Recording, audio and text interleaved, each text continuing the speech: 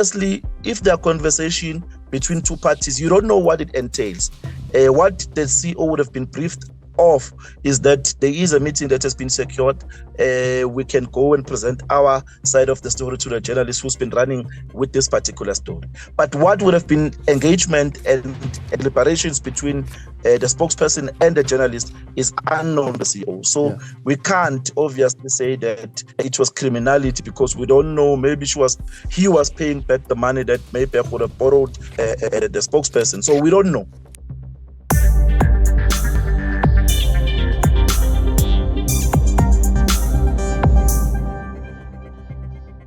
Ladies and gentlemen, today we are looking at a case that has raised serious questions about accountability and leadership in South Africa.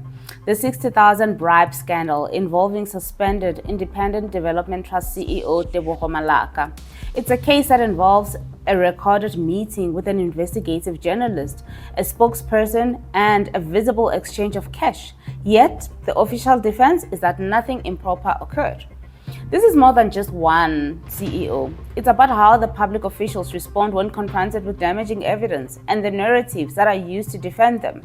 Let's break it down carefully, point by point. The Family's Trust spokesperson Ayanda says this was an orchestrated political attack by the DA, claiming the party wanted control over certain departments and their leadership.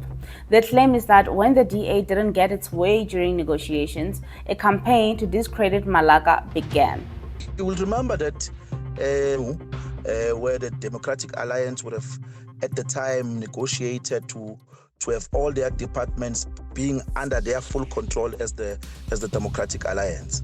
So this would have meant that all entities under a particular department must have been led by a DA-linked cadre, and including the Director Generals. So unfortunately, the ANC did not budge, and they would have continued with people who would have occupied the position initially.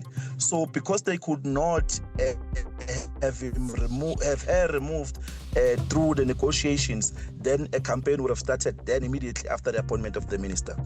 We cannot ignore that political agendas often play a role in how scandals are exposed, but politics doesn't erase facts. In this case, there is recorded footage of a meeting, a plastic bag of cash, and a criminal case opened by the Public Works Minister, Dean McPherson. Was the CEO not aware that she is going into a meeting with the said journalist?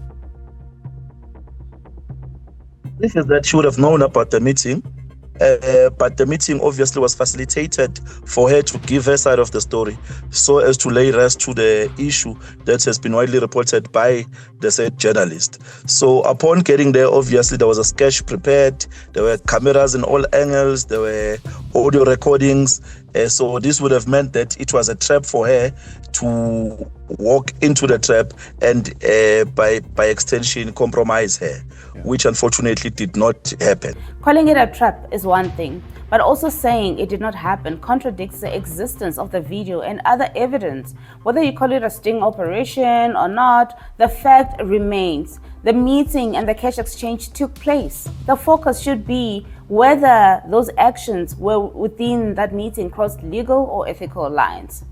So I find this interesting because when the spokesperson was asked about the cash, Ayanda says Malaka was not aware it will be there. Was she aware that the spokesperson was carrying 60,000 rands, or if it is 60,000 rands, but at least a stash of money intended to be given to the journalist? From our brief, she was not aware. Obviously, Thabo, when we try to relive the fact, we are of a view, obviously without proof, that there would have been a negotiation or an initiation for request for monies. We suspect there would have been a request for monies by the journalist to the spokesperson. But then he continues to offer multiple scenarios. Maybe it was a negotiation. Maybe the journalist asked for it. Maybe a repayment of money owed. I mean, this raises a problem. Multiple speculative explanations suggest there is no single consistent account for Malaka's camp.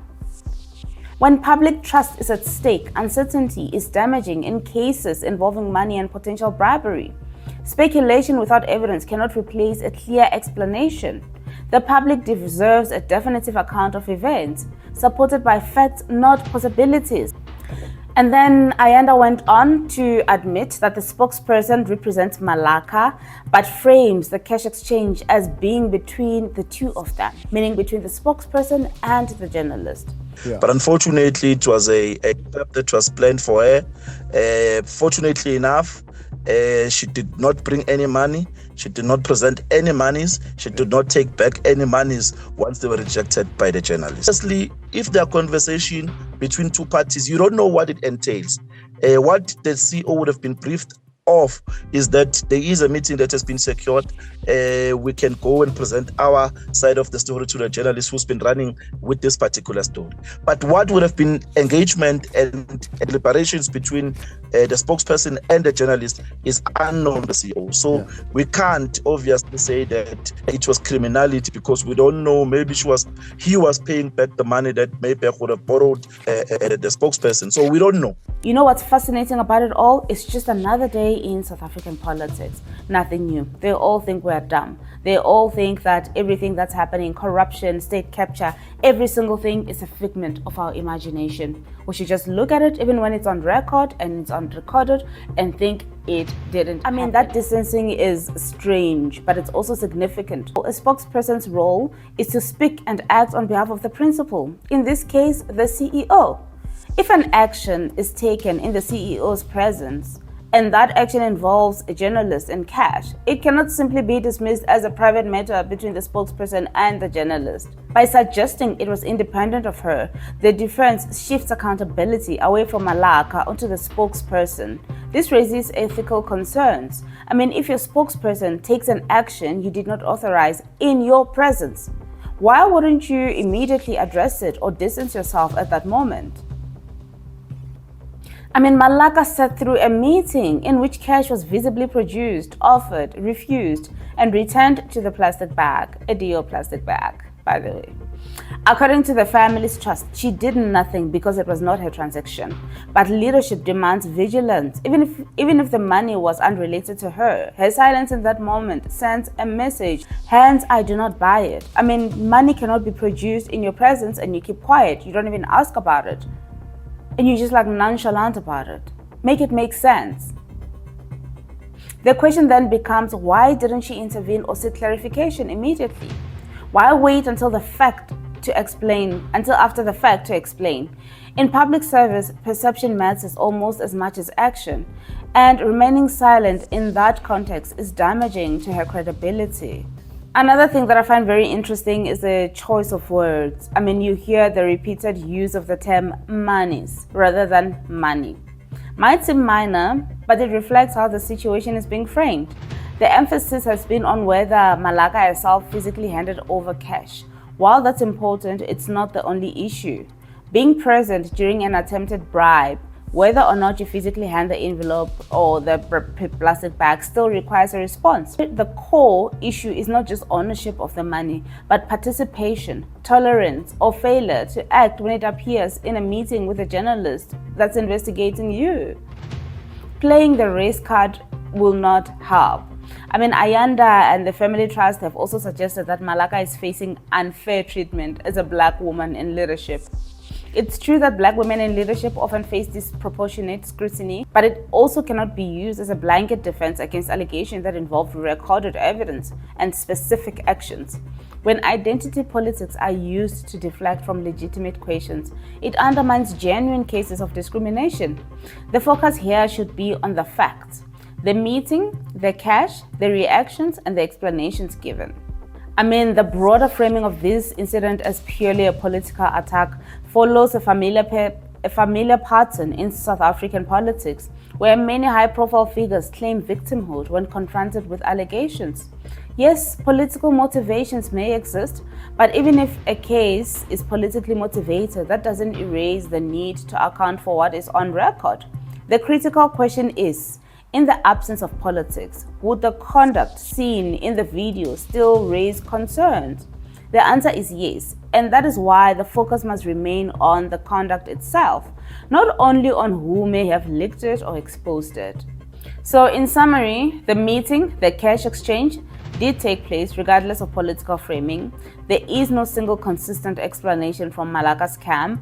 The attempt to separate Malaka from her spokesperson's actions ignores the nature of that professional relationship. Remaining silent in the face of a visible cash exchange undermines credibility. Using race or gender as a shield distracts from the core ethical questions. Political motives do not erase the need for accountability. South Africa's institutions depend on leaders who act decisively and transparently in moments like this. This case is a reminder that the public is watching. What Tebogo and her team are asking us to do here is ignore the facts. We must look at this video and think that what we see here didn't happen. The bribe is not real. It's a fiction of our imagination. How insulting to our intelligence. How insulting to the public. How about Tebogo comes out with an apology and apologize for looting state money, looting taxpayer money? We really need change, guys. We need to hold leaders like this accountable. How insulting. Anyway, this is where I'll leave it for now. My name is Nikiwe Nemo, and this is News and Politics. Until next time, stay winning.